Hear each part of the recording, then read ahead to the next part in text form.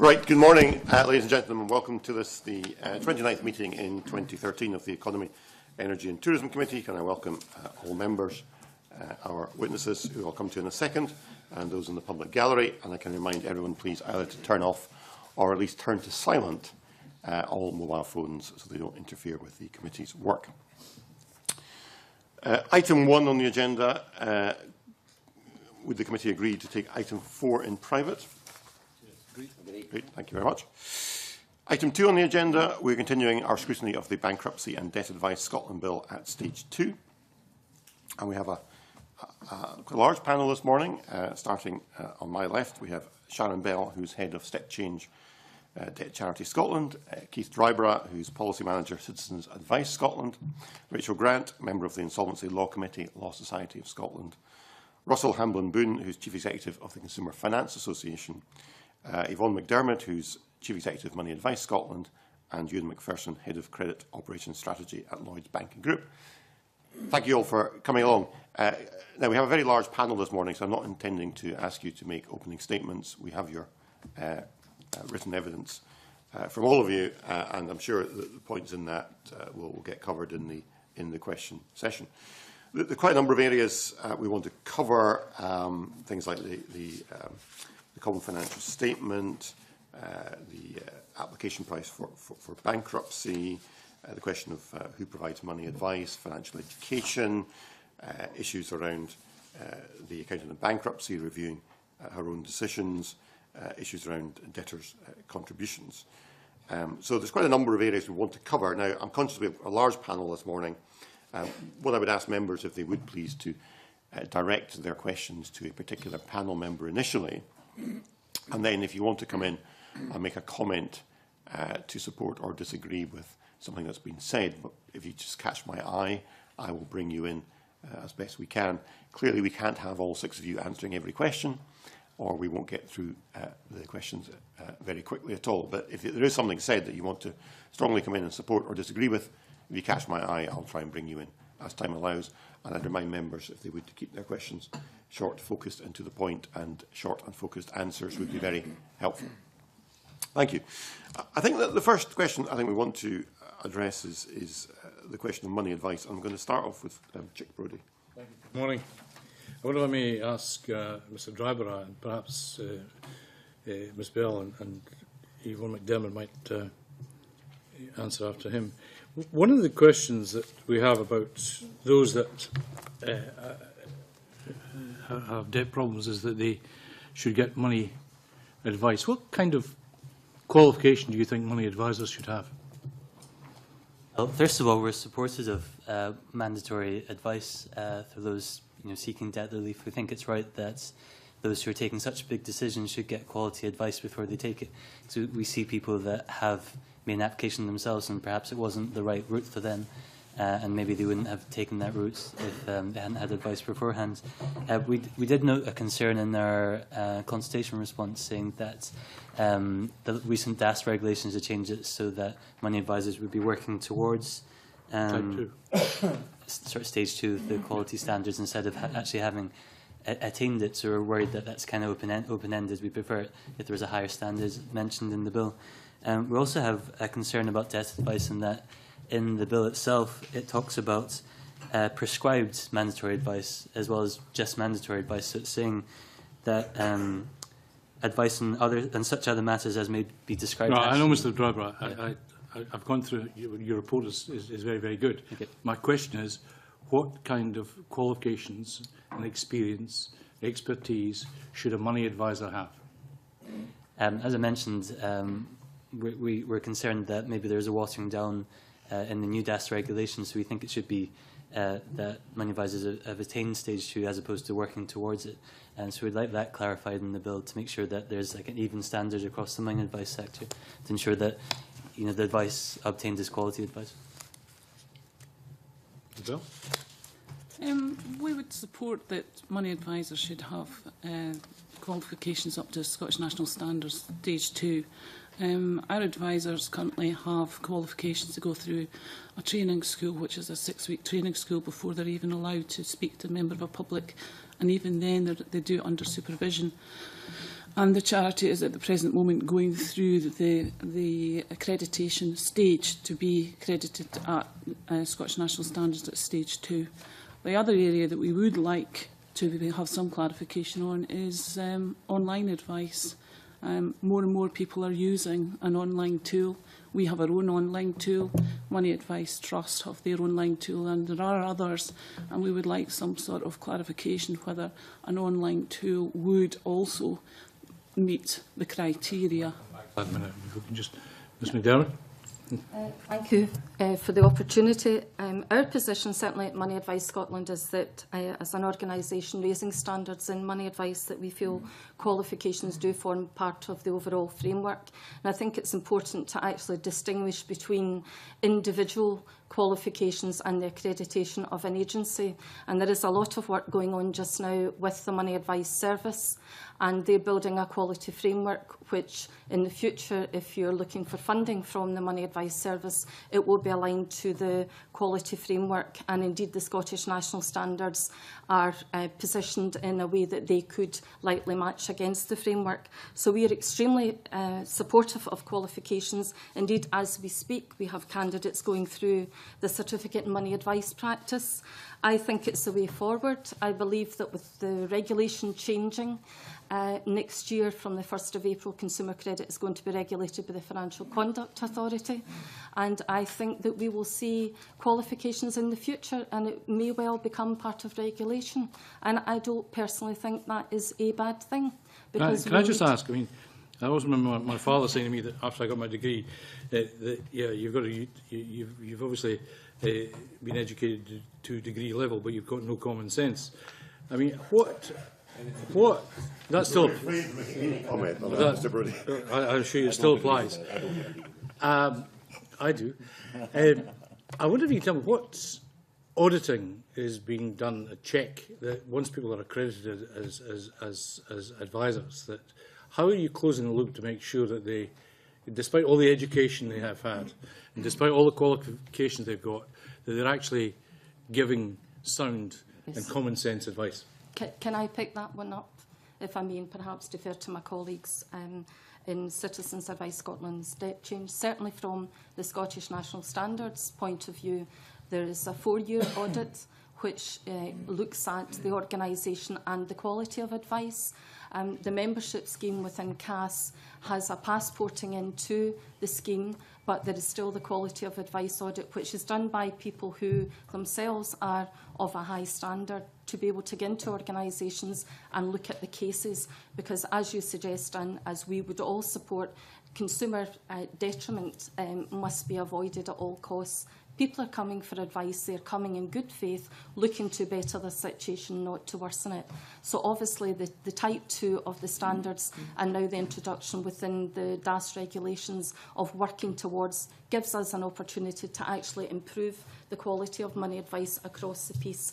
And I would suggest that that quality of advice extends not just to the free sector, but also to the fee charging sector.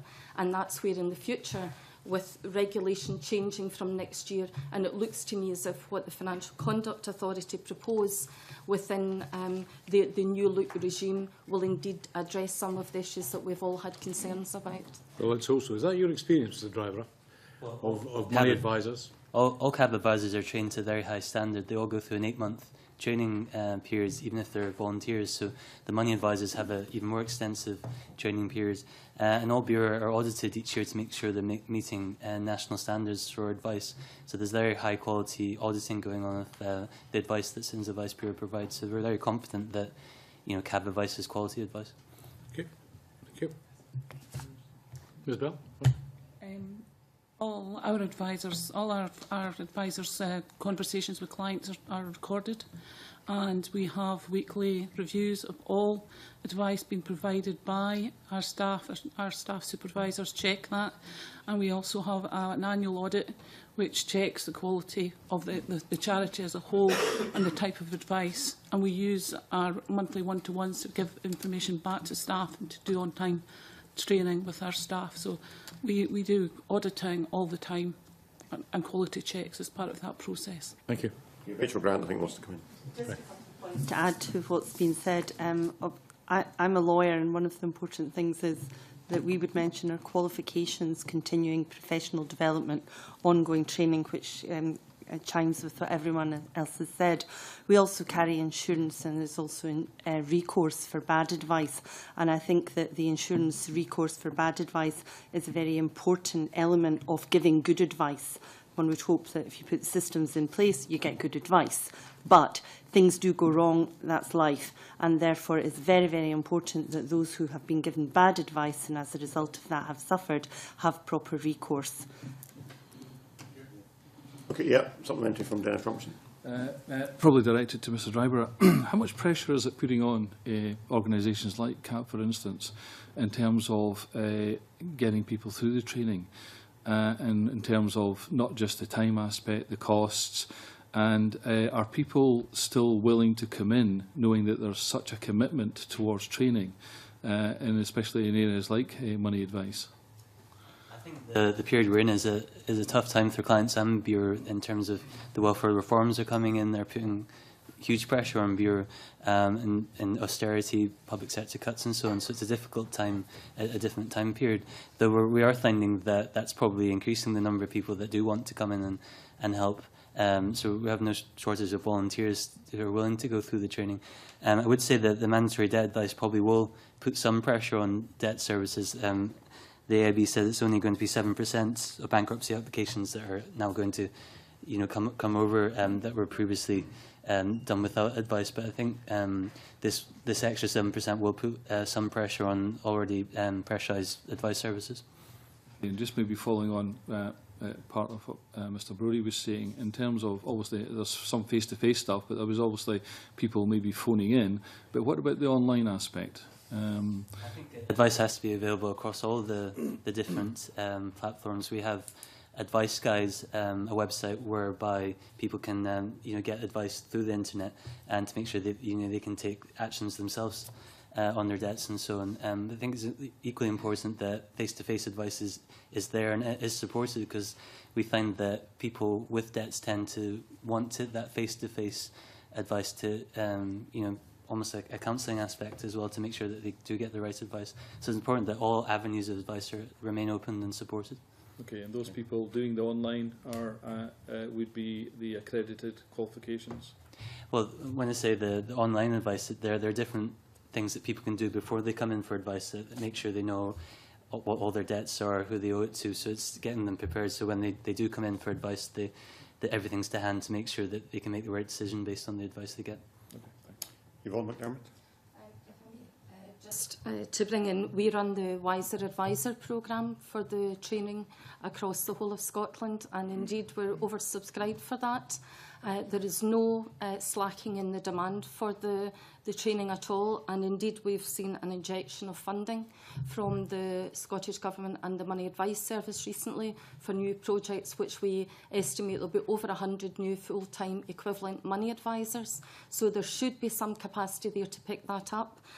Just to pick also up on the e-learning training, which we have in place as well, and that allows us to give more advisors access to training across the country where there may be issues around remoteness or whatever. So we are looking at different ways of delivery, and also within the field we're trying to encourage different ways of delivering if you like, the advice itself. So it's a whole new channel strategy, building upon what's already there with telephone advice, assisted self-help, looking at electronic portals, different ways of delivering advice. And I think that really is the way forward to try and mop up some of the increased demand there is, especially in the light of universal credit and welfare reform.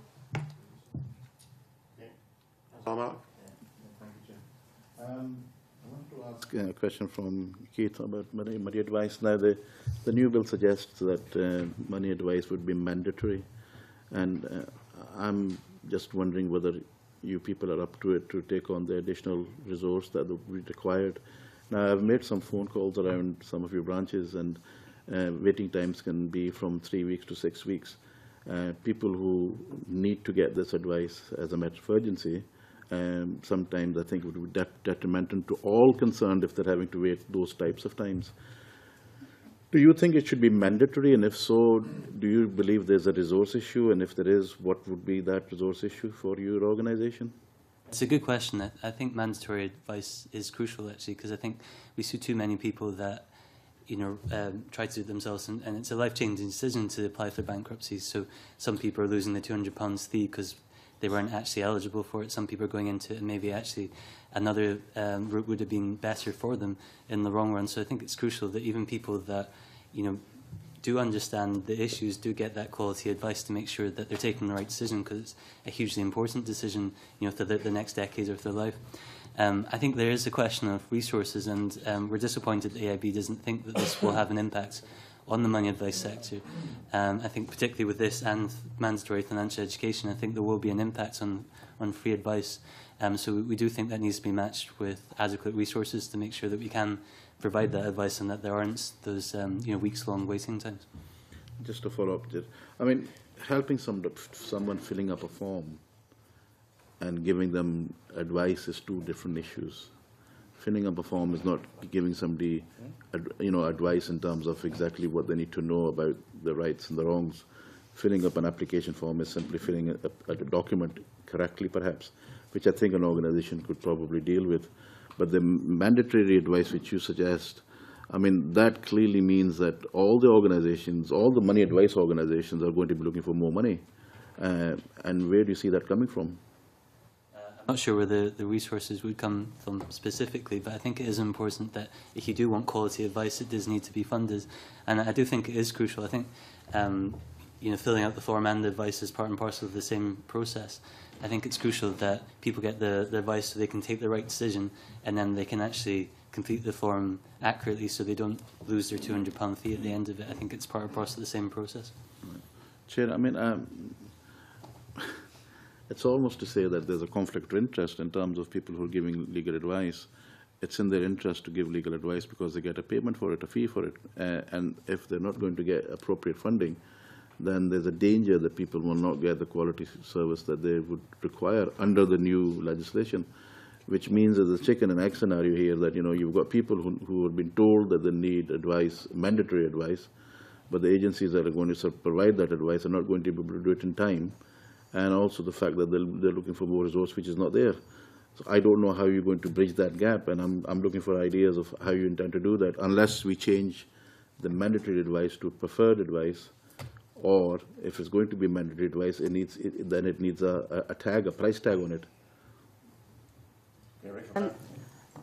Our view is that while advice is very important and it should always be available, it should not be mandatory, and that it should be the choice of the debtor, and that making it mandatory is quite a big step to take in impinging on people's rights. Indeed. Can I maybe ask Ian McPherson from Lloyds and Russell Hamlin-Boone from the Consumer Finance Association, I mean, from your perspective on the creditor side, do you think creditors have a responsibility to provide money advice? I think through a number of channels then creditors do provide funding for money advice. We certainly work very closely with Money Advice Trust, Money Advice Scotland, directly with Step Change as well. So there are channels in which we do provide funding. So I think that the banks, while it's not a direct aid programme to Creditors Advice Bureau, which we would see as part of the government's responsibility, then we do play our part. Mr. Hamlin-Boone, come in and I'll come back. Yeah, thank you. I would agree with that. Equally, the larger lenders of short-term finance play their part in working with the debt advice agencies, for example, offering funding, working with them on exchange schemes, learning how each other's businesses work, but they're not qualified money advisors. I think I suppose there's an element of money advice. If you're lending to somebody responsibly, you are looking to see whether they can afford it, and necessarily turning them down and explaining why, if their application for a loan is refused. But I think it's the responsibility of the experts, and we can work with the experts, but we can't be advisors. Right, Gonzalo. No, it's very easy for the lenders to say that, you know, they're working with people.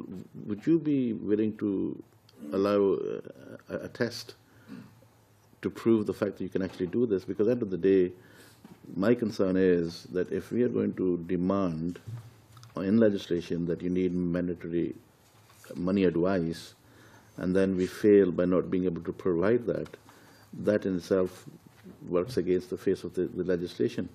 Now, in terms of somebody saying, well, it's against human rights in terms of they must do this, I'm not so sure if that's the case. But at the same time, I do agree with that philosophy that in terms of if someone doesn't have that advice, they should not be then in a position where they are being penalized almost for not getting that money advice in the first instance, and being asked to go away and get that money advice, which means it would add a lot of time onto that outcome from that advice, which would put people under a lot of undue pressure.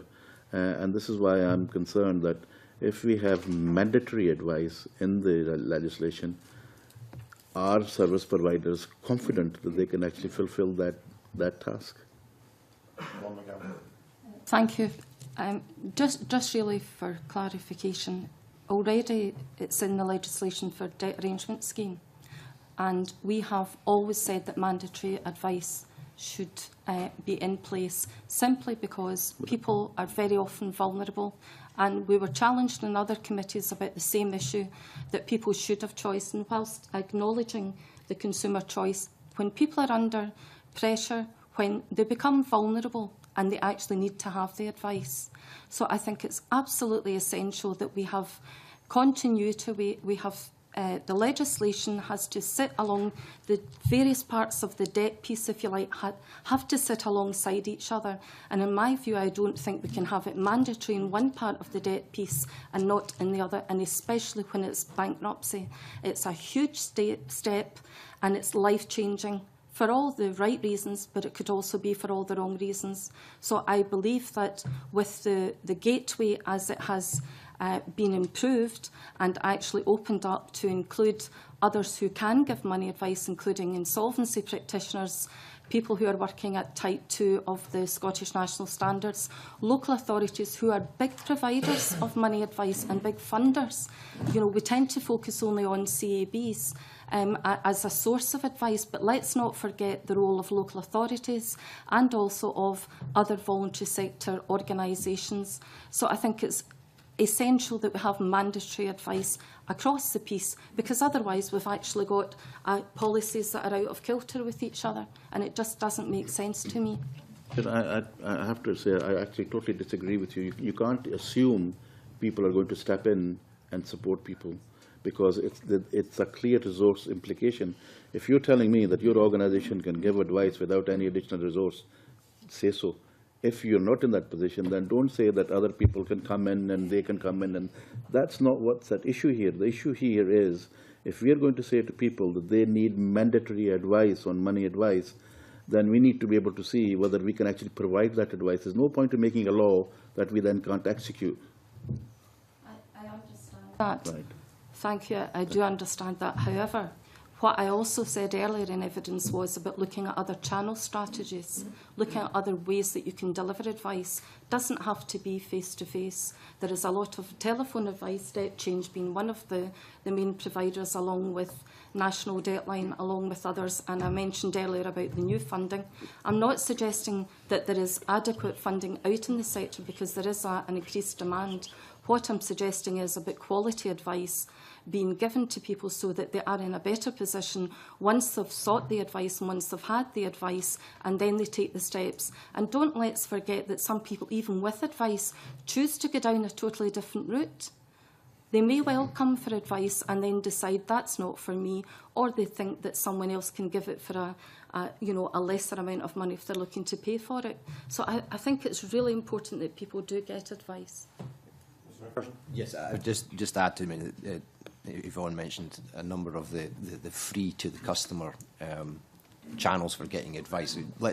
If there isn't capacity within the free sector, then there is a very vibrant commercial sector which is looking at DAS, protected trust deeds as well. So that's where I would probably add that I do think having that money advice ensures that we get the proper standards before people enter into these solutions. Well, let me Keith Driver answer, and then I'll come back to you. Sorry, I was going to say that the debtors we're talking about today are mainly debtors who are in crisis, people who are desperate. So we'll all deal with thousands of other debtors who, have lost control, but we can help them without having to resort to, bankruptcy or DAS and so on. So it's only a minority of debtors we're talking about today, but the ones we are talking to today are often desperate. They're suffering from health problems as a result of debt. It's not people that are in position just to deal with it themselves. Is often people that really need support. So I think making sure that they have this quality support and advice is really important, because it's not your ordinary debtor. It's people that have passed that point of crisis.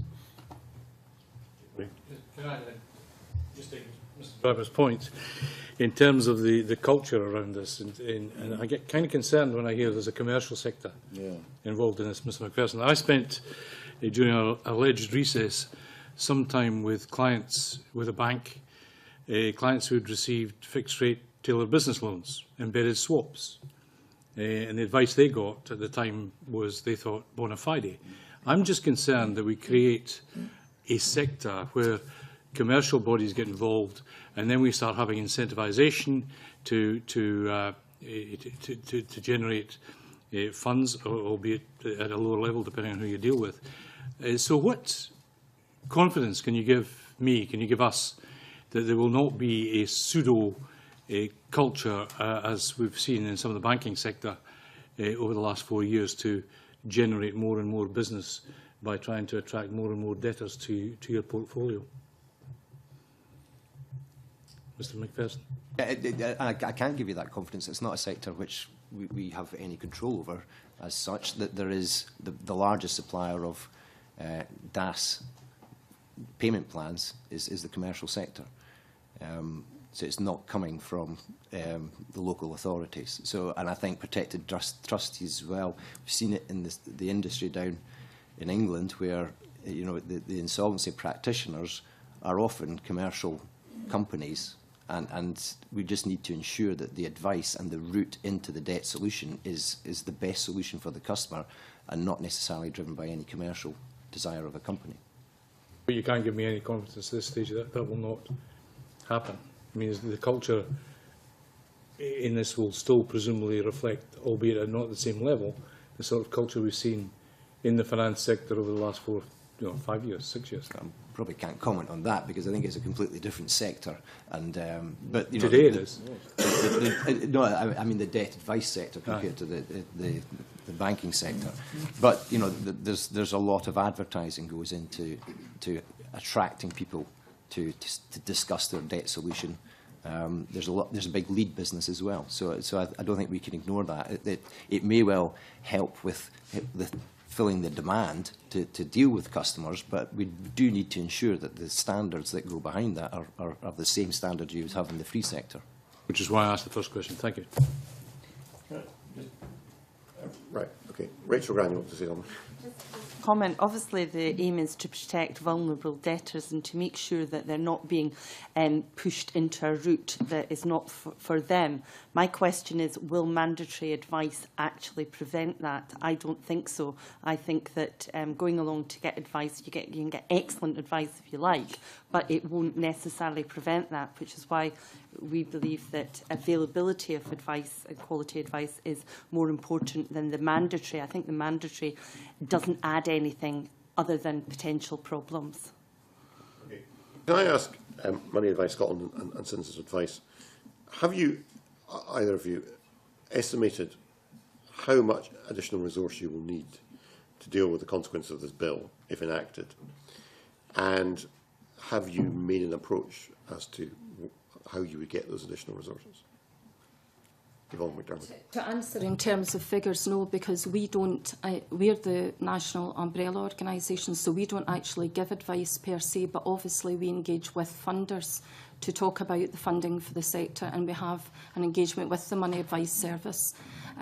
Excuse me, as I mentioned earlier, that have put considerable amounts of funding into Scotland, and we have worked with them to and engaging with them. So it is a big job, and we don't know exactly how much we need, but what we do know from our internal information, and certainly from recent research that was done by the Improvement Service, there is a lot of demand there, and there's a lot more of latent demand as well. And the Money Advice Service, their own research has backed that up. And the Money Advice Service now receive the funding from the industry in the way that Ewan was describing earlier. They pay a statutory levy for that. So the Money Advice Service indeed are funding activities in Scotland alongside and working very closely with local authorities and with the Scottish Legal Aid Board. So there has been more funding, and indeed we will need more funding going forward, because we don't actually know what the demand is going to be, particularly around universal credit and welfare reform. Same question to Keith Dryborough. We haven't done any predictions. We are concerned, as you mentioned, about welfare reform with bedroom tax, with sanctions going on, that people are going to fall further into debt. So we're worried on one hand that actually the number of debt clients is going to go up anyway from what it is. We know from the IB that they're saying around 7% of applications come in without advice. So you're talking about hundreds of applications rather than thousands that are going into the advice sector. But we're worried that actually demand's going to go up anyway. So it's hard to know, but we do know that demand for advice will go up because of the sort of economic situation we're in anyway. Bill? We've already seen demand increase this year for advice from our advisors. We're up 60% on last year.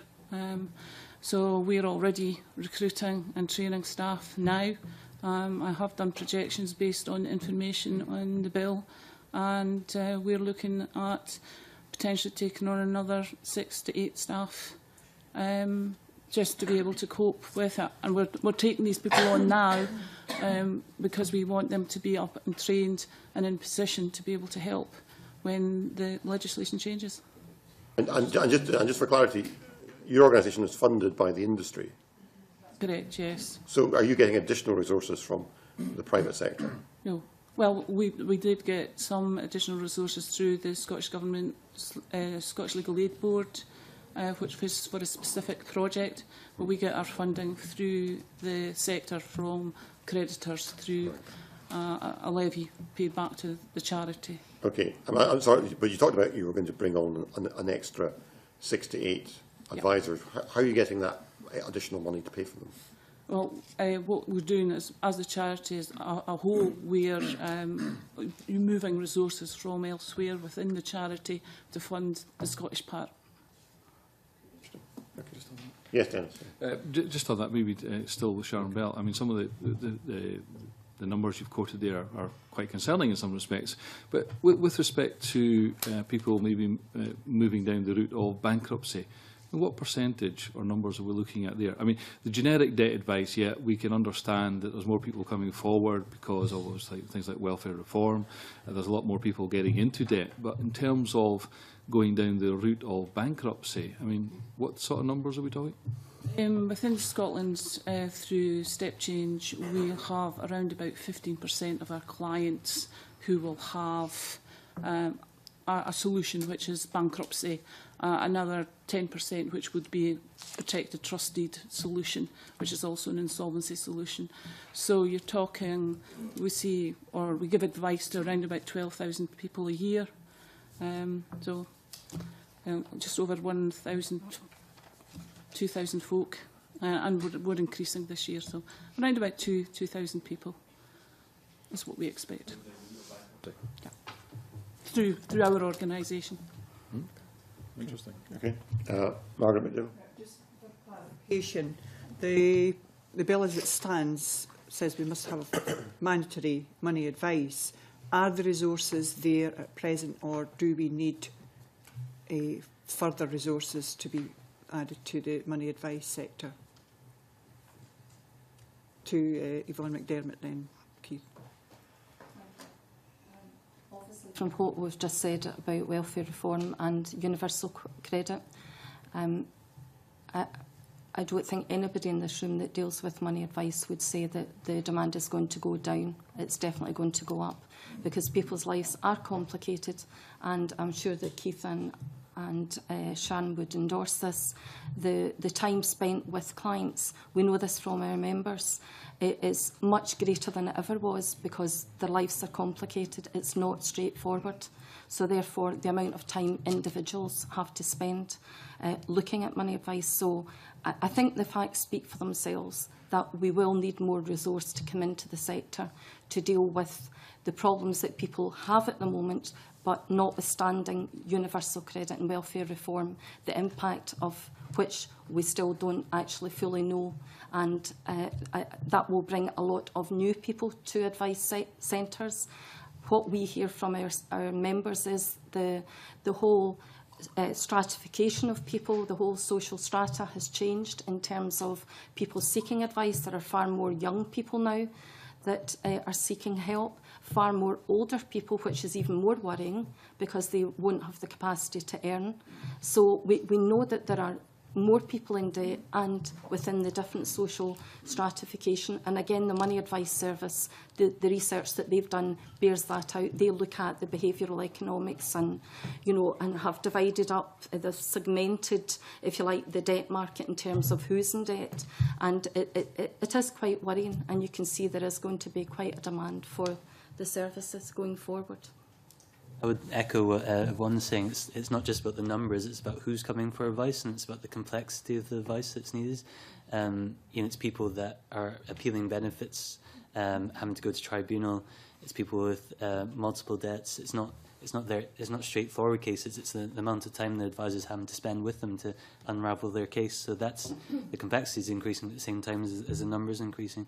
I think it is imperative that money advisors are, you know, adequately resourced to meet not just the numbers but the complexity of the cases that are coming through. Really, financial resources are required, as well as the people resources really that you need and the trained staff that you need. And many of you, Citizens Advice, rely on the voluntary sector. And the funding comes from perhaps local authorities and the Scottish Government, and there's some from the finance sector as well. So that's really what you're saying, that you will need more financial resources to see this bill through. Right. Thank you. Okay, thank you. If there's no more questions about money advice, I think we'll move on to the issue of the Common Financial Tool, and I'll bring in Mike McKenzie. Thank you, Convener. I suppose my question is probably best directed to Yvonne and Sharon. As you'll know, this bill intends to introduce one financial tool, the Common Financial Tool, and I just wondered if you felt that in principle using one tool so that everybody's singing from the same songbook is a good idea. And then the second part of that question would be that obviously there are two tools, as far as I'm aware, that are in common use, and there seems to be a preference for the Common Financial Tool as opposed to the Step Change Tool. It seems to me they're both fairly similar, and I wondered why, you know, what the merits and demerits of each of the tools is, and you know why one might be thought to be better than another. I think first of all to say we welcome having one common financial tool, whatever that might be, for the purposes of continuity, for certainty. You mentioned there are two tools. There are also many variations on a theme, dare I say, in terms of how financial statements are done. Our concern is about having one, and it means that everyone is treated the same. Our concerns over the years, and we have mentioned this in various committees, is around the different assessments being made of the person's income and expenditure with no real guidance around it in some cases, or in some instances where a debtor has gone to an advice agency that has used the Common Financial Statement, which is the Money Advice Trust / British Bankers Association, and signed up to by the industry, and they'll come up with one figure because of the nature of the makeup of the family or the debt, and the trigger figures applied. And then what happens if it had then gone to another, say for example, an insolvency practitioner, and if they happen to use step change figures, that may well come out with a different figure altogether. That just causes confusion. You know, if interviewing someone, what they're having to say as well, this is what we've come up with, but actually when it comes to contributions, because there is perhaps a different methodology used, you may well have to do something different. And that to me just doesn't seem right. People should be assessed on the basis of their income and expenditure and what they've actually got as disposable income to be able to pay back their debts.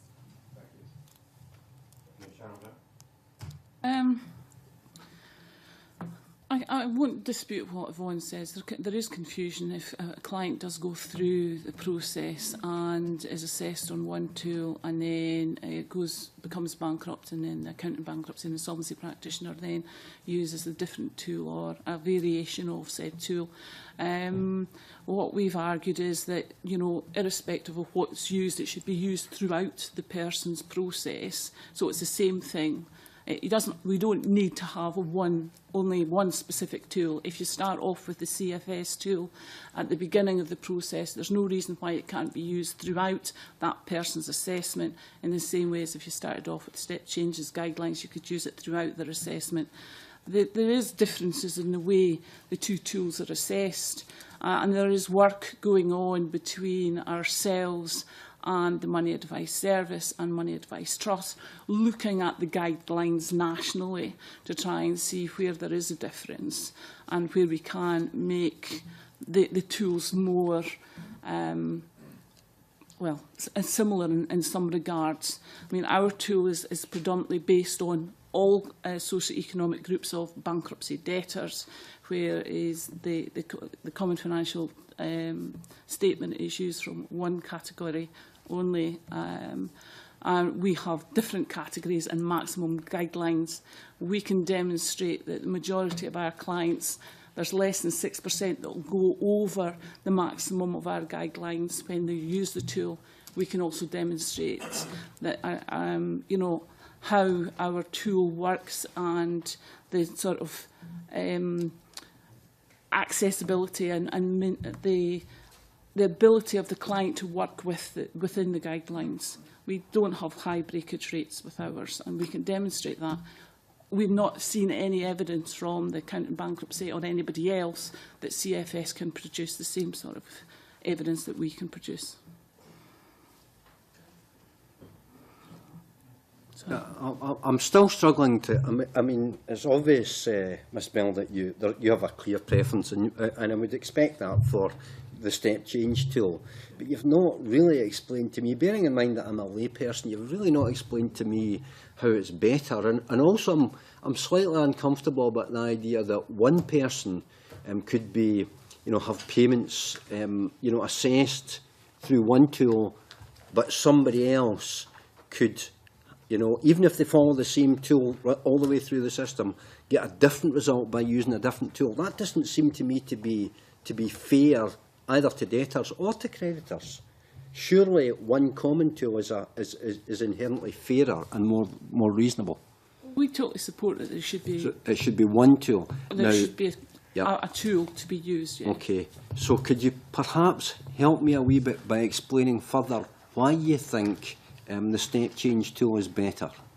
Well, we think the step change tool is better, if you want us to call it that. I mean, I don't necessarily think there is a better or worse solution, because it all goes down to what the person's income and expenditure is. And we have what's called maximum guidelines for certain categories. So, for instance, we'll have a maximum guideline for the spending on food or for spending on clothing, as does the CFS tool. Now, if the client doesn't hit that maximum guideline, it doesn't matter. It's what they spend for their food and what their clothing, and that's what goes on the expenditure. The difficulty, if you want to say that, is if they go over what our maximum guidelines are. And what we do is, in our expenditure, is write down an explanation why they may have higher food costs, maybe because somebody is gluten intolerant and things. Flexibility. Absolutely, and both tools do. So then that's not really an advantage for step change then, because both do. Both tools do. It's just they have different ways of categorising what these maximum values are. I mean, forgive me, but you seem to be struggling to really communicate to us what the advantages of the step change tool are. Well, And I mean, you know, given that there's going to have to be a choice if we support the principle of one tool being used, you know, and the intention of the bill is to use the common financial tool, I would expect that you would, if you wish the step change tool to be retained, have to make a fairly robust case for that. And I'm still struggling to hear, you know, what I think I would regard as a robust case. And I would argue that the accountant in bankruptcy hasn't made a robust case on why the CFS tool has to be used either. But I would also argue that the common step change guidelines can be demonstrated to be workable. I can produce evidence to show our success rate with the tool. It's also accepted within the sector. Yeah. I think we've probably, you know, explored this as far as it's looking. I would disavow my colleagues' views, but you know, we just had a conversation about talking about the quality of money advisors, and now we're being asked to accept one tool, really untested. Why can't these two tools be run in parallel, at least for a period of time, to determine, you know, what the actual outcome is in terms of which tool might be more applicable? I just don't see on that. Because no two money advisors with the best will in the world are going to give exactly the same advice. So why are we talking about, you know, restricting, having that spectrum of advice, and yet we're going to restrict the mechanism that will provide an outcome for the debtor? Thank you, Chair. Well, first of all, for clarification, if I picked you up correctly, Mr. Brodie, you said the tool had been untested. That's not the case, because under, the tool... under the proposed regime, obviously. Yeah. But given that the proposed regime is based on what is already in existence, the Common Financial Statement, which is, has been developed by the Money Advice Trust and the British Bankers Association, it has been well tested, it's been well endorsed, it's already up and running. Many people have licences for this Common Financial Statement, so we're not talking about something here that is just coming out of the blue. Pardon? How do you validate its accuracy? I mean, I go back to the point about audit. How do you audit the outcomes against what the planned outcomes are, the actual outcomes? Well, in terms of the return to the creditors, and what really is behind both of the tools is the creditor returns. So you're looking at income and expenditure, you're looking at the trigger figures, as they're called, and the kind of ranges of income and expenditure. So in terms of really what goes back to creditors, and that's my understanding of having looked at the two tools, the differences are around the ranges for the different types of expenditure.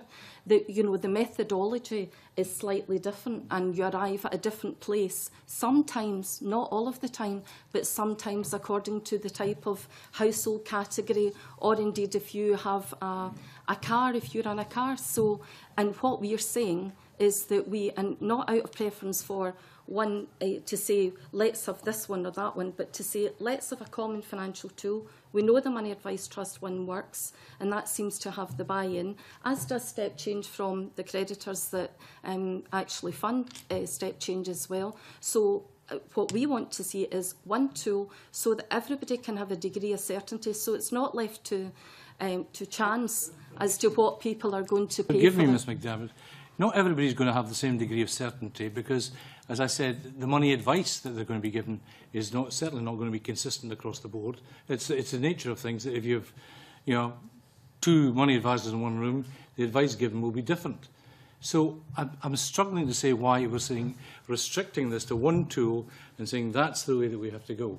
I mean, at the end of the day, it comes back to what's the achievement of the outcomes we're setting out. And I hear what you say about the return to the creditors, but I'm at a loss to understand why we're saying it's okay to have the uncertainty or the certainties of advice given by money advisors, but we're going to restrict the determination of the repayment through only one tool. Why? The two tools will come out. If you have two tools in place, or you say to people, you can do the income and expenditure whichever way you like, the debtor will not know. If they start a process using one tool, as was highlighted earlier, and they go to a money advisor who uses the common financial statement, it then goes to AIB or to an IP, the actual amount that's available to the creditors could well be different. And that's why I'm saying about continuity. If the one tool is used, and Sharon's right, if it's used throughout the process, then you've got some continuity there. Clearly, maybe from a competitive point of view, have two tools, but in my view, keep it simple, have one tool that seems to work. Right. I think Mackenzie wants to come Yeah, just just a further brief question, but I mean, I suppose we're perhaps making too much of the sophistication of these tools. I mean, it seems to me that Mr. Macauber had a pretty good tool that actually describes quite well what they seek to do. But you know, what I'd hoped when I started to, you know, look or explore this area is that there would be some more scientific analysis of these tools, perhaps illustrated in graphic form to show the merits and demerits of the tools across the range of different scenarios that they have to deal with. And I just wonder, I would ask you if you're aware of any of that more maybe in-depth analysis of the tools and how they operate across, because, you know, on the one hand, they're dealing with people perhaps with, you know, pretty low income, low assets, to maybe in cases people with, you know, high income and fairly high assets and everything in between, a whole range of scenarios. Is there any kind of scientific analysis of these tools available that the committee could perhaps read, perhaps in the early hours, and gain a better understanding of how these tools operate? I'm sure we could organise that for you. Yeah, I mean, I'd be very interested if you're able to share that with the Keith committee. Triborough wants to make a comment. We wanted to add that since the Vice Bureau used the Common Financial Statement and have done for a number of years, so it's consistent across the advice that we provide in Citizens Advice Bureau. The AIB did convene a Common Financial Tool Working Group that recommended the Common Financial Statement and recommended, and the recently passed Protected Trust Aid regulations also stated that that would use the Common Financial Statement. I know there was, I wasn't part of that group, I know there was research that found that there were less breakages for the CFS compared to the step change figures, and that there was about 5% difference in terms of the average payments worked out. But I don't have those figures, but I know that that was part of the briefing from Spouse. Yeah. Thank you. Okay. Sorry, Sharon, did you want to say something? Just say I'm happy to provide you evidence about how the step change tool is used, how it's calculated, and our breakage figures, if you call it that. I could provide you that information as well. Okay, I think we'll need to move on, address other areas. I'm going to bring in Alison Johnson. To address my questions, probably in the main to Keith Triborough, if I may. Citizens' Advice, in your submission, you've raised concern about the change in the contribution period. I think around the fact that this means debtors will have to find a payment every month for another year. You raised the point that bankruptcy is for those who are in major need of debt relief, and you have concerns that there's a greater opportunity, therefore, to miss contributions and perhaps increase hardship. Would you like to comment further on that? Do you think there's been enough research done into this additional period? Right, we do have concerns that it's now a 48-month period over a 36-month period. We don't get the feeling that creditors were clamouring for this. It seemed to come out of left fields. It wasn't consulted upon, but it's in the bill.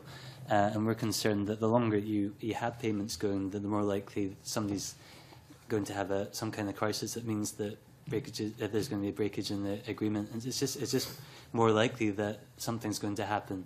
And we do believe that bankruptcy is, you know, wiping the slate clean and letting somebody get on with their life. And so to increase it to 4 years is increasing the hardship and the problems that could potentially happen. I looked at the minutes from previous meetings. The AIB didn't seem to have done any research to actually show that it would increase the return to creditors. So and it could actually decrease them if there are more breakages. So we're concerned that there isn't any sort of research done to see that there's actually any benefits to this. And based on our knowledge of clients, we're concerned that actually people could lose out under these proposals. So we'd like to see it return to the 36-month payment period. Ian McPherson, from a creditor's point of view, wants to say something. Just to exactly echo that for what Keith said. You know, this was not in the consultation. Had it been in the consultation, I don't think we would have pushed for 4 years, 48 months.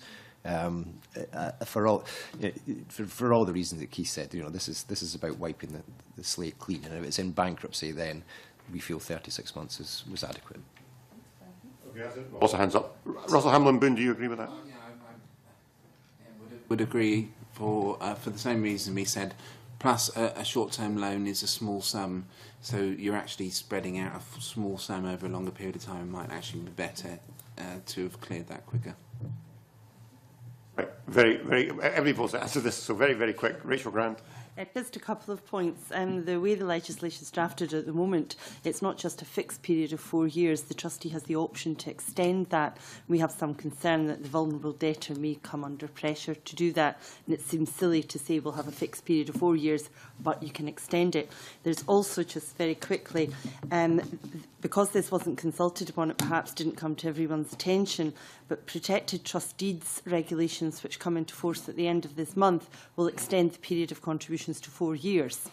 And until the new bankruptcy legislation comes in, the period will be 3 years. So there may be an unintended consequence, which will be that more people will be going down the sequestration bankruptcy route to pay 3 years, because it's maybe human nature that you prefer to pay 3 years of contributions as opposed to 4.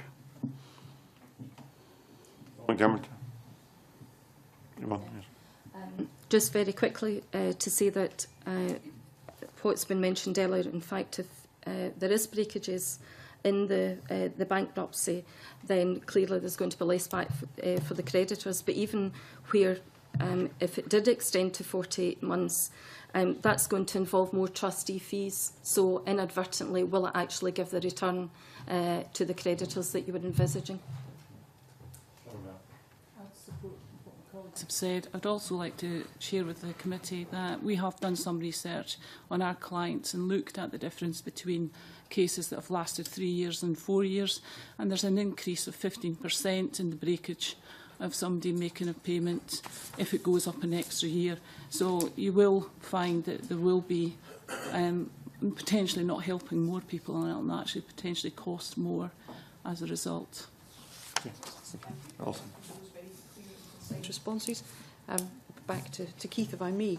Changes in the discharge process mean that discharge is no longer automatic, and I'm aware that Citizens Advice have some concern about some of the criterion in that process, one of them being that the debtor is seen to have cooperated with the trustee, but there doesn't seem to be much definition about what cooperation means. Is this something that you think needs to be explored further before it finds itself in the bill? Yeah, I think we firmly believe in automatic discharge. It seems that they're almost trying to find something wrong so they can't discharge somebody, and it actually adds administrative burden to the trustee for them to have to apply for it rather than it be automatic. And as you mentioned, we're concerned that the criteria is too broad, that it's just that the person must have cooperated. It doesn't say what that cooperation means. Does it mean if the person had problems with money at the time, they didn't pay, they had to take a payment period? Does that mean that they didn't cooperate? If they were just difficult to get money from, did they not cooperate? So it really seems up to the trustee whether the person actually gets discharged or not, and that just seems too vague for us, I think. Okay. And the Law Society also disagrees with the proposal that there should no longer be automatic discharge. The 1913 Act didn't allow for automatic discharge, and when the 85 Act came in and said you can now have automatic discharge after 3 years, that was seen as a huge step forward to stop people for various reasons ending up being in bankruptcy in perpetuity, which is clearly undesirable. More generally, there seems to be a lack of coherence between discharge and deferral. So what the Law Society would suggest is that there is at the moment a procedure for deferral of discharge, the idea being that you defer the discharge beyond the existing period of sequestration if that's going to benefit the creditors, if you, for example, can get more assets in. And there was a new concept introduced relatively recently called bankruptcy restriction orders, which was designed to address lack of cooperation and effectively misconduct by the debtor. So the two are quite distinct, and at the moment, the way that the legislation is drafted, it's a bit muddled up. And what we would propose would be that deferral remains where the trustee thinks that there is going to be a benefit to creditors. So you have your automatic discharge at 1 year, but can be deferred subject to an application being made to the court, which will protect the debtor. And at the moment, the courts do look very carefully at these applications. And if you've got a debtor who's been uncooperative and you effectively want to punish him for his lack of cooperation and refusal to adhere to the system, you use the bankruptcy restriction order route, where you apply again to the court because you're going to be restricting somebody's fundamental rights. And you say to the court, basically, there's been a lack of cooperation here. It's appropriate this person should remain under the restrictions of bankruptcy for, and it's a period of 2 to 15 years. So I think that that's an area where there could be quite a bit more work done, just to clarify. And so you're making it clear when you do things for the benefit of creditors on the one hand, and then when you do things which address a lack of cooperation by the debtor. And I think that gets around the concerns you have and the concerns that Keith has, that it should be quite clear why certain steps are being taken. Thank you. From our perspective, from Step Change perspective, I think we have a difficulty with this because we wouldn't know what advice to give to clients, because we wouldn't know whether it's 1 year discharge, 4 years, any period in between or longer. So I think, you know, we're talking about the bill trying to give clarity and fairness, but we would not be able to advise our clients. So how could they make an appropriate decision as part of that process? Okay. Could I just come back on that? If a debtor, it's just perhaps part of what you were saying, Sharon, if a debtor enters the process of sequestration and cooperates, then if there's a fixed period of sequestration, he will know at the end of that he will be discharged. If he fails to cooperate, either in that he doesn't disclose his assets or in some other way, he will be aware that he is susceptible to an application for deferral if it helps the creditors, or a restriction order if he hasn't cooperated. So I think the two things would work quite well and again address Sharon's concern. Thank you, Chair. Just very briefly, I think the piece for us is around where debtors are being discharged, but they're still having to pay beyond the discharge, and that's confusing for people.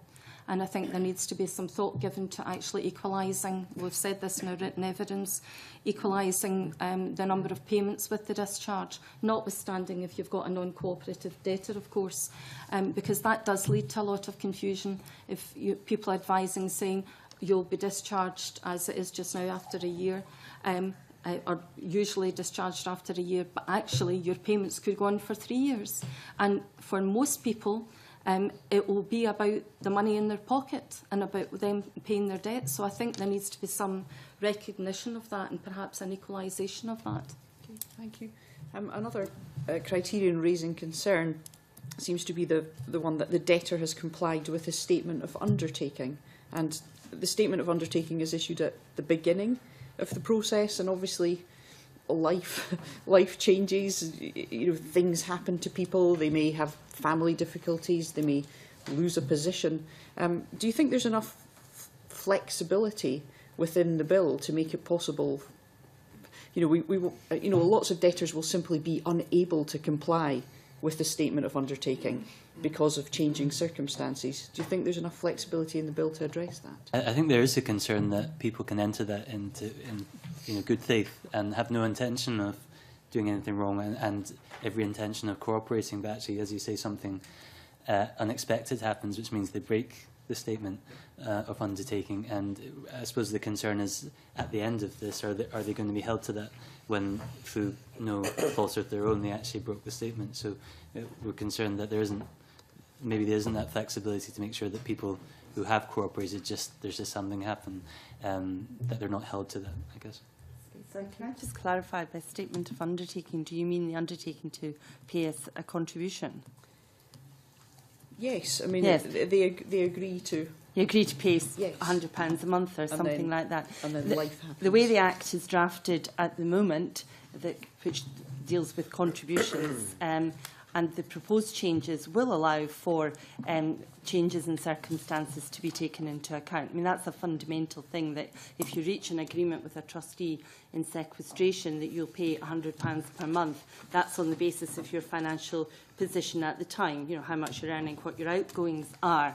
If next week you lose your job, then clearly that has to be reassessed. Similarly, if you get a better job and you're earning double the amount of money, then again it has to be reassessed. And trustees do that on a regular basis. And if agreement cannot be reached at the moment, you can go to the court, and the court, as an independent arbiter, will determine what is the correct contribution to make. So I don't think that is a problem at the moment, and I don't think it will necessarily be a problem in the future. Okay, thank you. Could I ask one more question, Convener? Citizens' Advice, in your submission, you note disappointment that the bill makes no mention of the problems that undischarged bankrupts experience retaining their bank accounts. And you really do think it's a matter of urgency that this should be looked at and perhaps included in the bill? This has been a problem for years, in that people that are made bankrupt most often lose their accounts, and there's only one bank in the UK that actually will open an account for an undischarged bankrupt, and that's a bank that isn't common in Scotland. So we're seeing numerous cases of people having to drive 100 miles just to open a bank account, and going right round the town and not being able to open a bank account. And the problem behind this is that banks think that there's a risk to them if having an undischarged bankrupt customer. So they'll close the accounts. There's statistics in England, and if you apply it to Scotland, it would show that 6,500 people who were made bankrupt in Scotland last year would have lost their accounts, and then 1,600 won't have been able to open another one again. And given that there's a big emphasis on rehabilitation of debtors, I think it's really difficult for them to rehabilitate, get on with their life. If they don't have a bank account, they can't get their wages paid in, and so on. Mm-hmm. In July, BIS down in England amended the draft deregulation bills to try reduce the risk on banks, and given that banks are, UK based, we think it's really imperative that that happens in Scotland as well, to make sure that banks will open bank accounts for undischarged bankrupts and not close down the accounts of people going into bankruptcy as well. Thank you. McPherson? Sorry. Ian McPherson, you want to give a Lloyd's perspective on this? Assuming you're not one of the banks yes, that offers a service to undischarged yes, we're definitely bankrupts. one of the banks that Keith is referring to is causing an issue, and I think it is a known issue. And quite rightly, the change in legislation down south has eased the situation. I have to be honest, I'm not sure what our current stance is on that, but from a Scottish perspective, then it's a technical issue, and I'm sure I'm going to be educated here about the law of acquired assets after discharge, and once we understand the legal position, then the bank will probably react accordingly. I think is probably the best way to see it. Just a minor point. As you say, it's a technical legal issue which is being addressed in England through this UK government red tape challenge, and if the Scottish government followed the same route, there would be consistency throughout the UK, and I don't think it's a party political issue at all. I think it's something that could be usefully included in the bill too. So there's something that could, an amendment at stage 2 could competently bring this into this bill? I'm not quite sure what stage the red tape challenge is at, right. But there are proposed changes to address the problem which everyone's referred to, and it would seem sensible for this to be looked at as well, so that there isn't this distinction north and south of the border. Yvonne. If I may just add to say that this is completely congruent with the whole concept of a financial health service for Scotland, because I think without having that in place, you're going to have a missing link. So I think it's an imperative, to be honest. Now, Margaret, you were going to ask a question on this subject. Well, actually, the question has been answered in that you think it is better that this is included in the bill regarding bank accounts? Yeah. Yeah, thank you. Okay. Now, Mark will be at you first, and then Mark. I was going to follow up on that reference you made to competence there. Is this actually within the powers of the Scottish Parliament? Because it seems like it's verging onto consumer or commercial regulation in terms of requiring the offering of bank accounts rather than bankruptcy law. Perhaps I can't answer on the competency point as such, but my understanding is if there's a will, there's a way. And if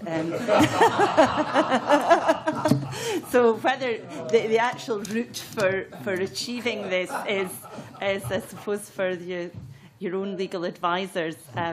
But if you would like to follow that, then I'm sure a way will be found. We have an excellent advisor who we'll discuss this with at the close of the meeting. Okay, Mark.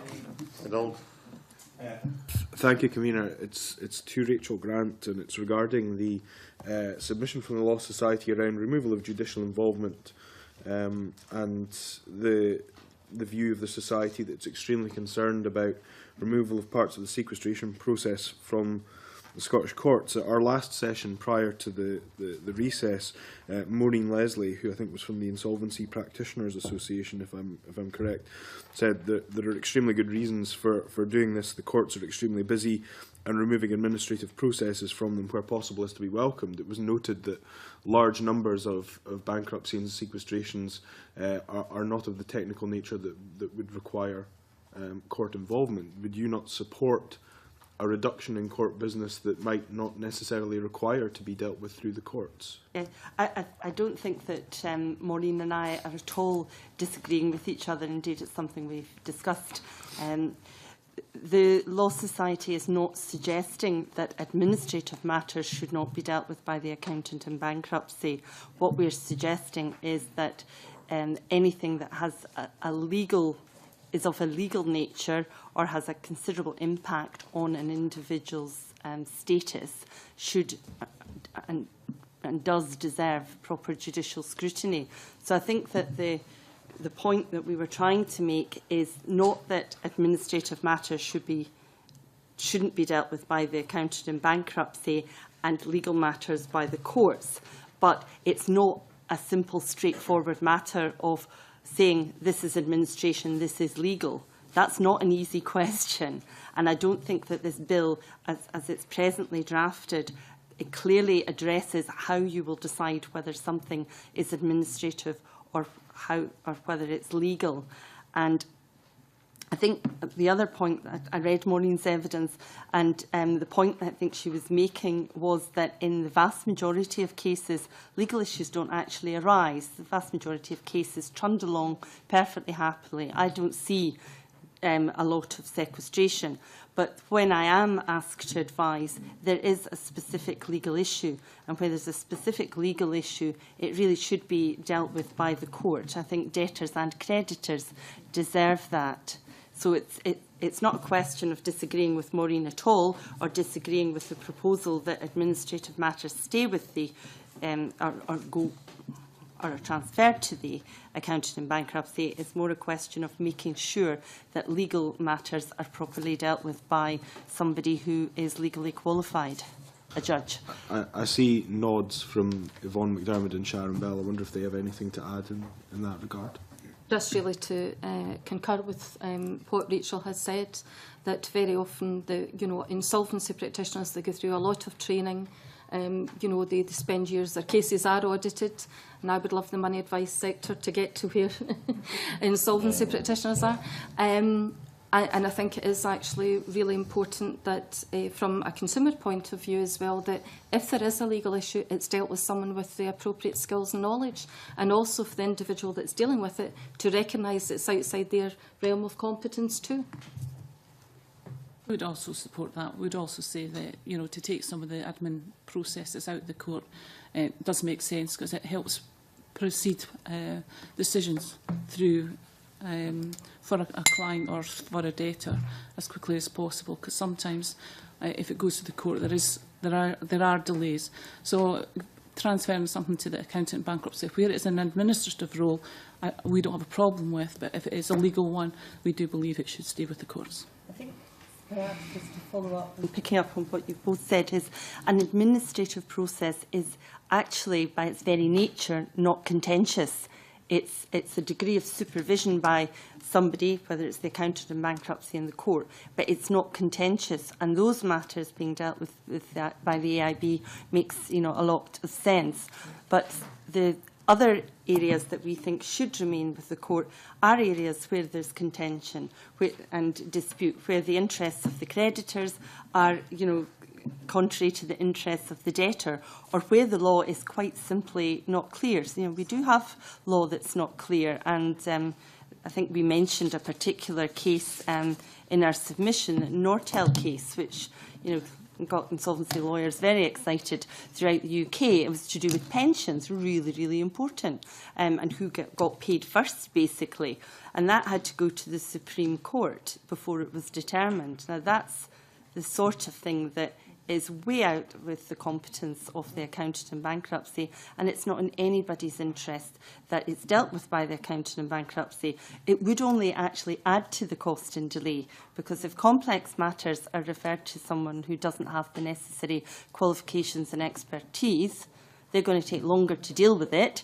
People are going to be unhappy with the decision because by its nature, there are two people with different views.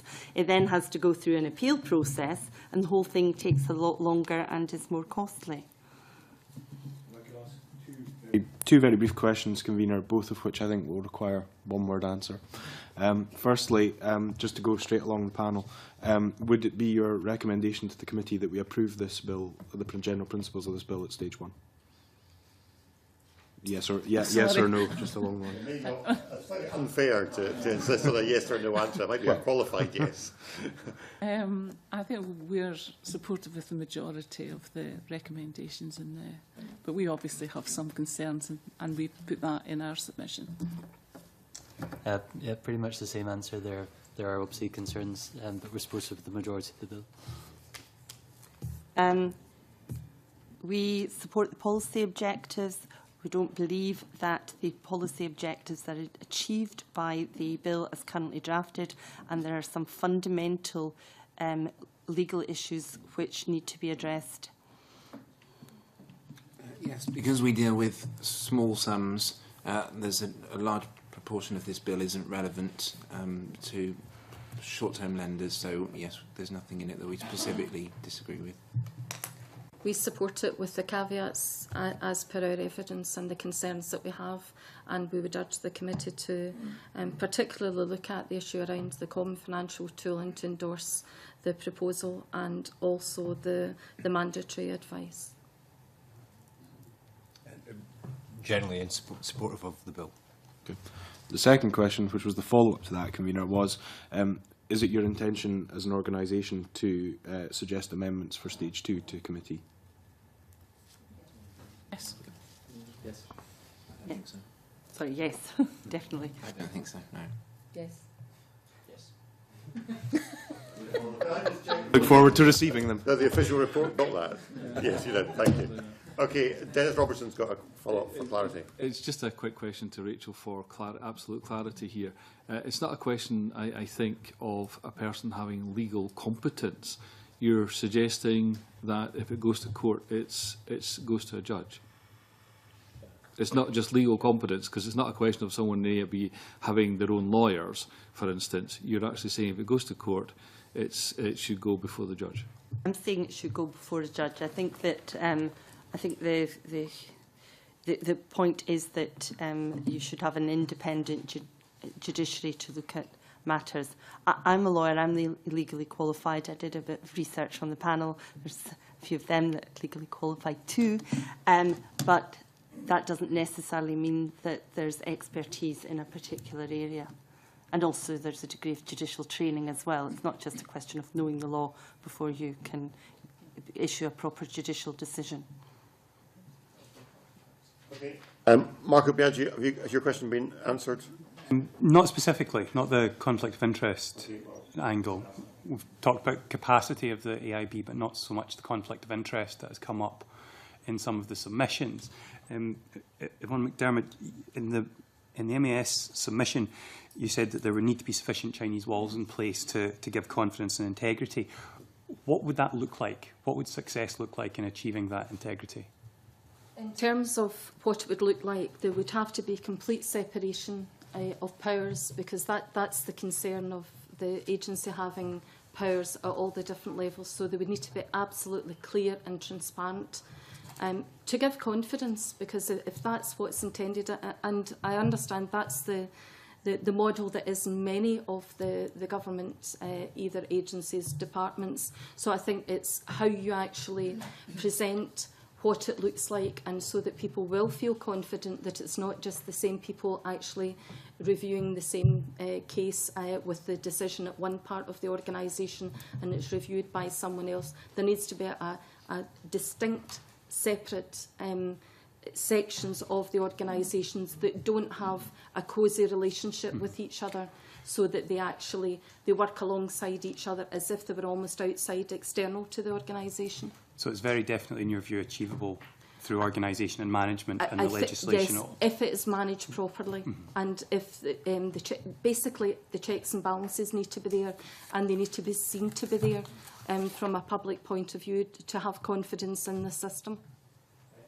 Well, this was also raised by Step Change. Do you agree with this, or do you take a different view? I would agree with what Yvonne said. I would also go further and say that the Accounting Bankruptcy would have to report on their decisions to make sure it was very open and transparent, and if at all possible to have a neutral person to also be involved in the process of making some of those decisions. And the Law Society also raised this quite specifically. Are you as sanguine about the potential for this to be managed organisationally, or would you like to see changes to the legislation? We would like to see changes to the legislation. Going back to what I was saying, there's a whole quite a lot of changes proposed where the AIB will review her own decisions. Now, I suspect already that happens, in that you have a junior person making a decision which might be subject to review by a senior person. That's not what we're talking about. We're talking about where you get to a situation where the AIB has issued a decision or made a decision which one party is not happy with. And we think it's very important that the AIB's decision should be subject to review by an independent party. We have the court system. That happens in lots of areas, and we believe that it should continue to apply here. So if people are unhappy or challenge any of the AIB's decisions, they should have the right of recourse. The self-review proposal just adds an extra layer of administration, an extra layer of cost, an extra delay. So you're not serving anybody's interest by having that there. I ask the organisations that were broadly confident about that believed it was possible to deliver this kind of separation. Can you suggest any parallels, any other organisations that you're aware of that operate this kind of separation successfully? Yeah, the Department Working Pensions is a case in point, where they review decisions that have been made. Regardless of what we might think about that, it does exist, and there is a mechanism there.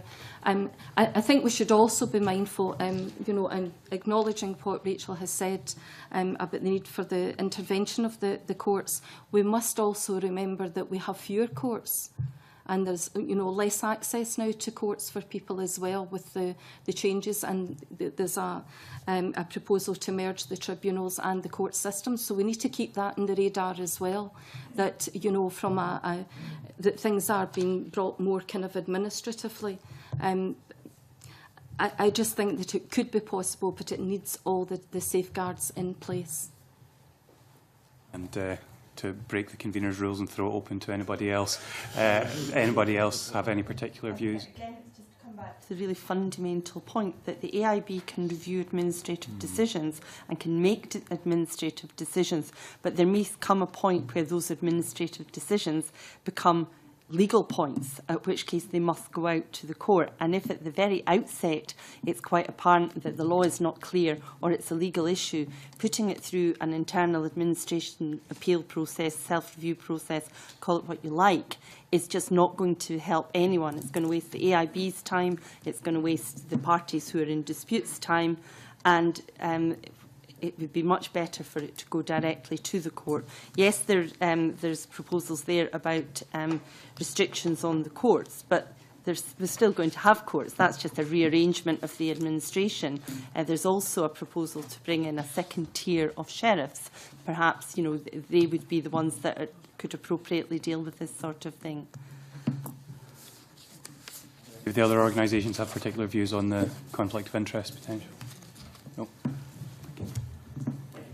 You want to ask a question? Forgive me. I mean, we all have self-interest in this thing, and we're losing, I think, sometimes the sight of who we're talking about. We're actually talking about, at the end of the day, the client, the debtor and the creditor.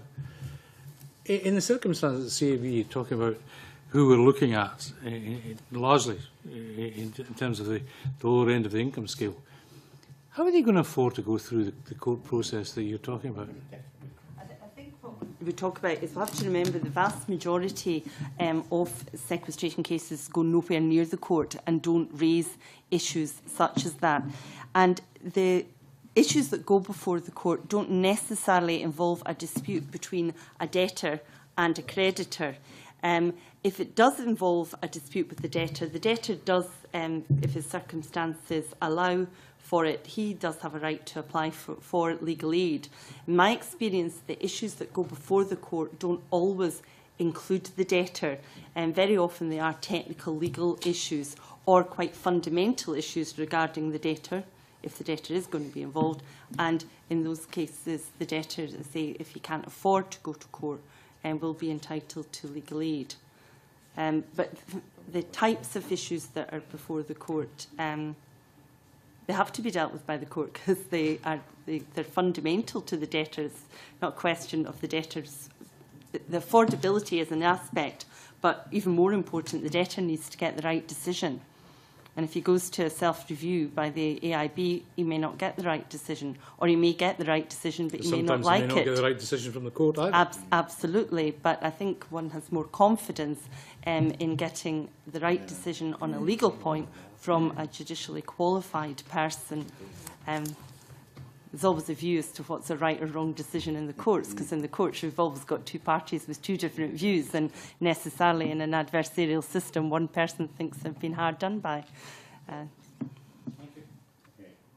Barbara. Just quickly, I think that raises a good point that a lot of the debts we're talking about do have a low income, which is part of the reason why they're in debt. And a lot of them don't even get close to the court because they can't even afford to apply for bankruptcy, which is currently £200. That's a very good point. McDougall's next question. Yes. The legislation deals with the introduction of MAP, the minimum access process, to replace LILA, and there was no fee charged, you know, in the legislation. So, in evidence, we've heard that it may well be £100 as opposed to the £200 that was for the LILA. Could perhaps Keith give his views on that, and also the fact on whether it could be paid up as part of the process? Since LILA was increased to £200 and £100 is the fee, we've had nearly 800 clients that have come to us for advice who've been unable to come up with the fee. And as far as I'm aware, probably a few hundred of them are still in that situation where they want to and probably should be made bankrupt, but they can't afford the fee.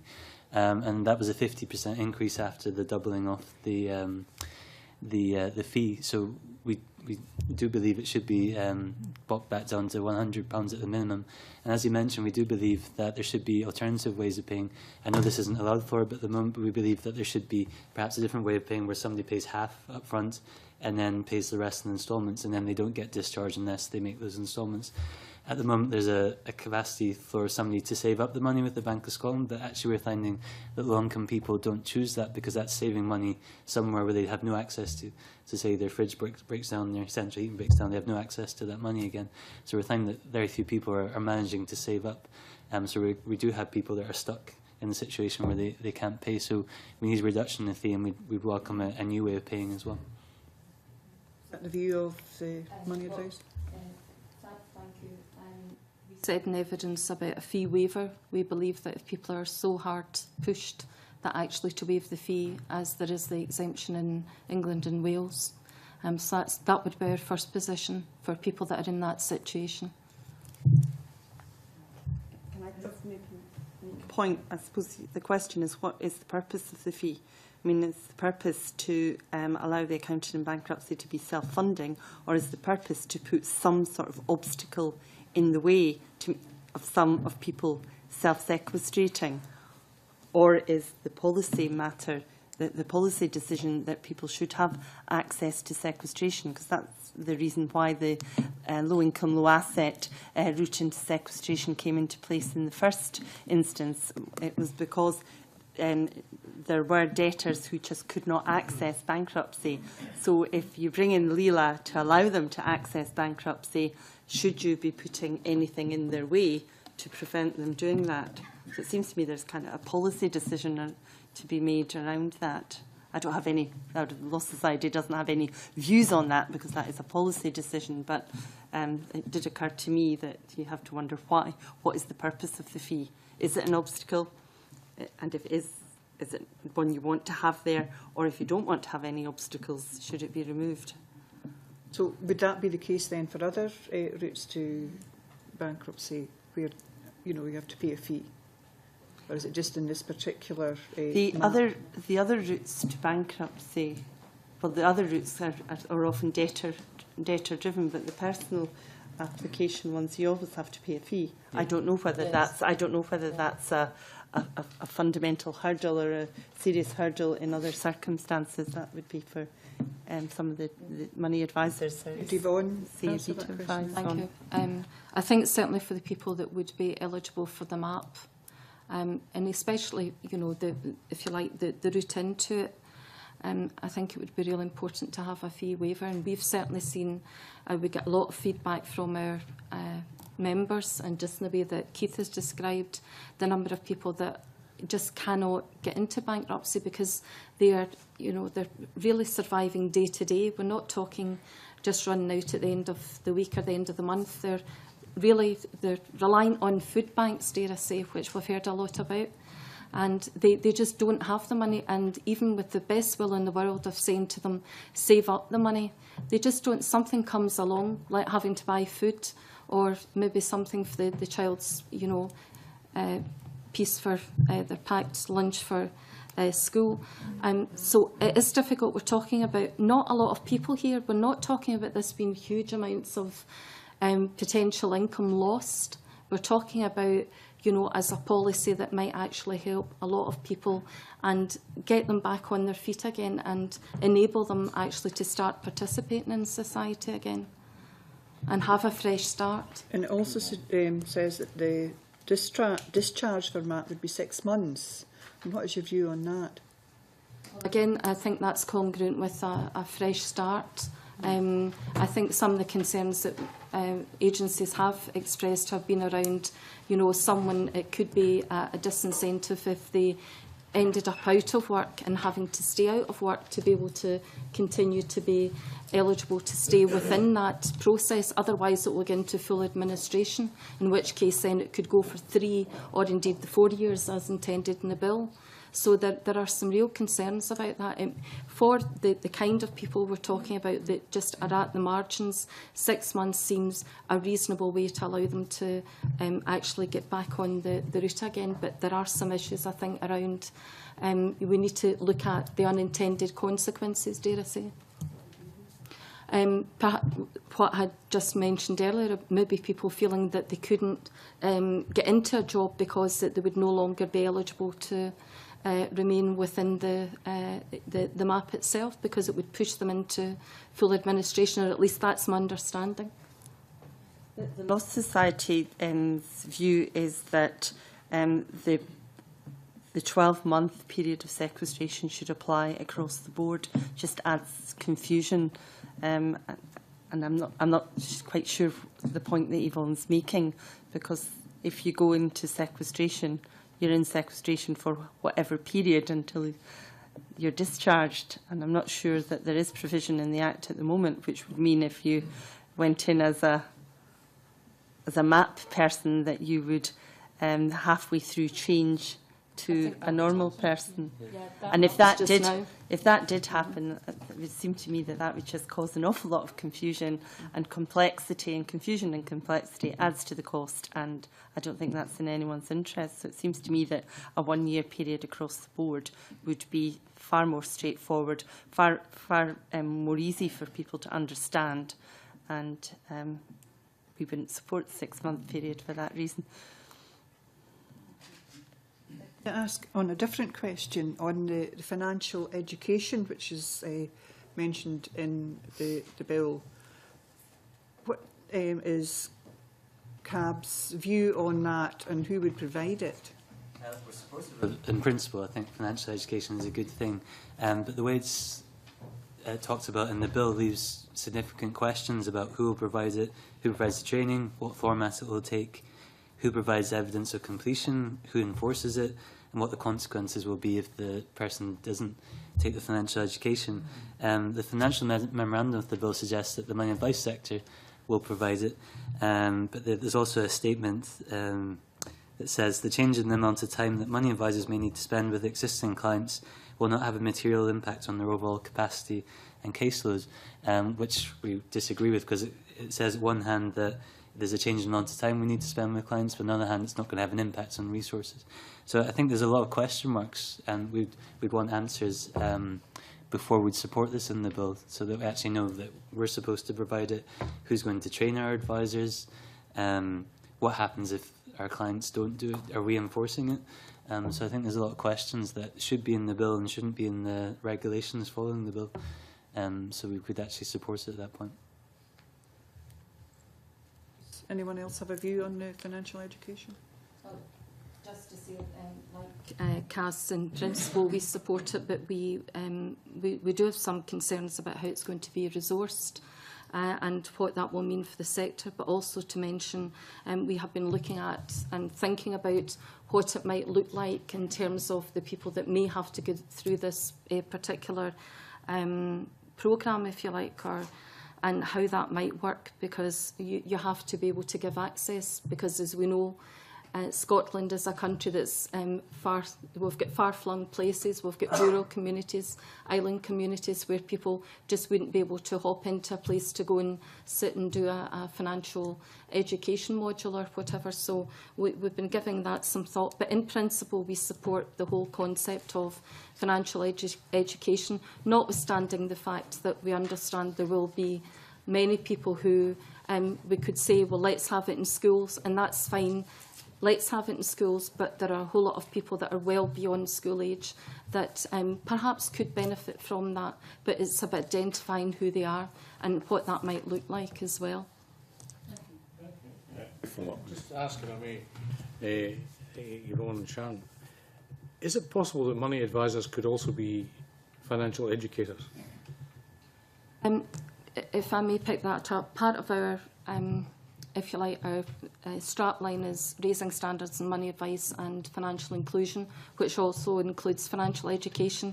We're seeing a merging, and indeed Citizens Advice Scotland have the money guides who are funded through the Money Advice Service. So there is a merging and a meshing of what we would refer to as preventative work. So it's trying to build people's capacity for numeracy, for literacy, and how to handle their money and what to do at the different hotspots in their life.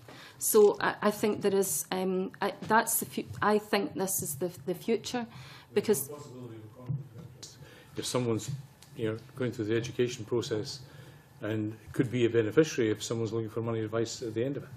Is that possible? I don't see that as a conflict, certainly not in the free sector, because the advice is free, so there would be no conflict of interest. It would be part of an offering, as I would see, of money advice that includes money guidance, that includes debt advice. But again, some organisations have protocols in place about actually, internal protocols about they will see an advisor who will do budgeting, and then that will get passed once they've identified whether or not they've got a debt problem. That gets then passed to someone else within the organisation.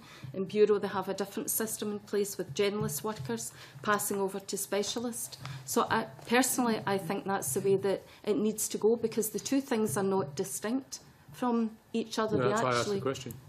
merged together.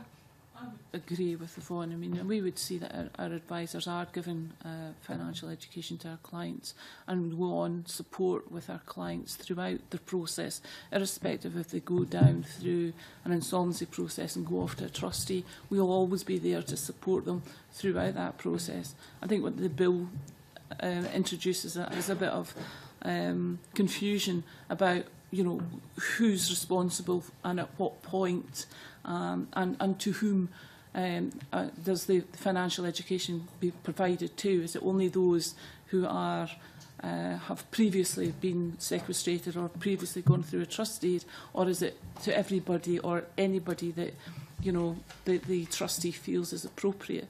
And that's a bit that we're a little bit unsure about. But yes, I would say that there is a function within what all advice, proper quality advice, which includes an element of financial education for clients. Okay. Sorry. I was just going to say, one of the big principles of the CAB service is empowerment. So it's not just telling the client what to do, it's empowering them to make the right decisions, to take control of their life and to make, you know, the right decisions when they get out of the bureau as well. So, you know, it does fit well with what we do and, you know, what everybody on the panel does. I think it's just there's question marks that we want sort of replaced with answers in the bill to make sure that we know what we're signing up to, basically. The point that the Law Society has made is to agree wholeheartedly with the importance of financial education to being available, you know, to everybody. But we do have concerns about the proposal to link that to a discharge. This ties in with our concern about linking your entry into the process with undertaking financial education and getting out of it. Having undertaken financial education, there's no doubt that financial education is important, but building it around and making around sequestration and making it compulsory, we don't see as being particularly helpful to anybody at all, and we think that it shouldn't be linked to discharge. So do you not see that as a preventative measure for future, perhaps, in terms of... I think if you're looking for prevention, then you definitely do it before people enter the process. People are in it. It is to prevent them maybe going back to it. I think in some of the responses, we don't mention it, but others mention it, is that a lack of financial education is not the main reason for people entering sequestration. There are other reasons. I mean, I think there are other people here that are better able to confirm that, but that was my understanding, that it's not lack of financial education that necessarily causes people to become bankrupt. It's other social circumstances or unfortunate events in their lives. Okay. Right, I think we've probably gone through the ground we want to cover. So can I thank all the witnesses for coming along today, for your answers to our questions and your assistance to the committee in our scrutiny of the bill. We now move into private session and we'll have a short suspension.